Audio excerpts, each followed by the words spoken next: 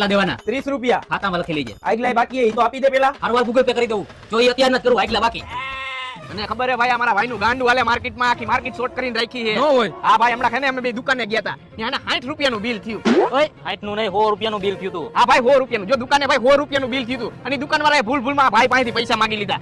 પછી તો ભાઈ દુકાનવાળાને જ પાટલુંગમાં જ ભાઈ